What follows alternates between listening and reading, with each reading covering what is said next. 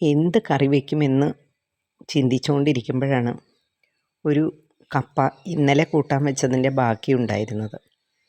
എന്നാൽ ഇങ്ങനെ ഒരു വെറൈറ്റി കറിയാവട്ടെ എന്ന് വിചാരിച്ചു.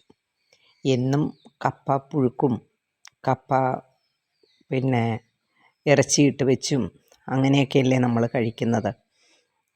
ഇനിയിപ്പോൾ ഇന്ന് ഇങ്ങനത്തെ ഒരു കറിയായാലോ. അപ്പോൾ നോക്കിയപ്പോൾ ഒരു മാങ്ങ മാവിലുണ്ടായിരുന്നു. ചെറിയൊരു മാങ്ങയാണ്, എന്നാലും മുറിച്ചപ്പോൾ ഉണ്ടത് മൂത്ത് തുടങ്ങി.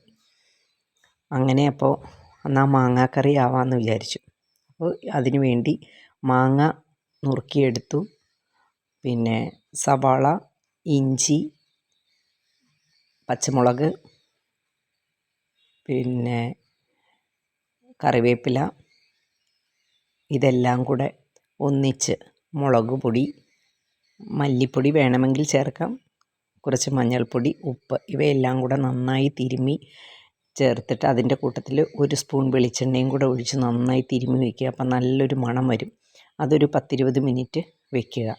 അതിന് ശേഷം കപ്പ നമ്മൾ നുറുക്കി വേവിച്ച് അതിൻ്റെ കട്ടെല്ലാം കളഞ്ഞ് 2 പ്രാവശ്യം കഴുകി ഊറ്റിയെടുത്തതാണ്.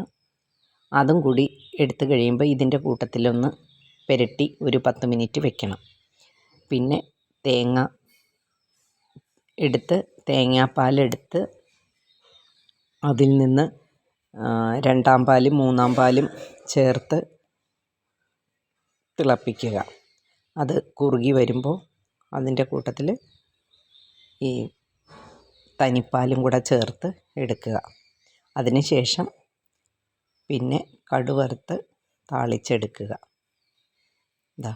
ഇതുപോലെ ഇച്ചിരി ഒരു ലൂസാക്കിയാണ് എടുത്തിരിക്കുന്നത്. ഇത് കുറച്ച് വെള്ളം നികക്കെ വെക്കണം. കപ്പയായതുകൊണ്ട് നല്ലതുപോലെ കുറുകും. അപ്പോൾ അങ്ങനെ എടുത്ത് വയ്ക്കുക. നന്നായി തിളപ്പിച്ച് കുറുകി കഴിയുമ്പോൾ തനിപ്പാൽ ഒഴിക്കുക.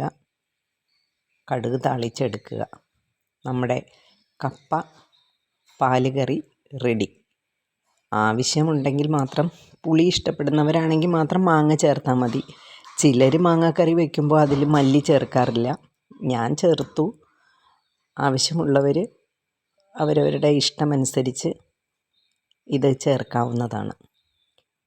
നമ്മൾ കുറച്ച് വയ്ക്കുമ്പോൾ നേരത്തെ വെച്ച് വയ്ക്കണം. അപ്പോൾ അതിരുന്ന് പിടിച്ച് വരുമ്പോഴത്തേക്കും നല്ല രുചിയാണ് കഴിക്കാൻ.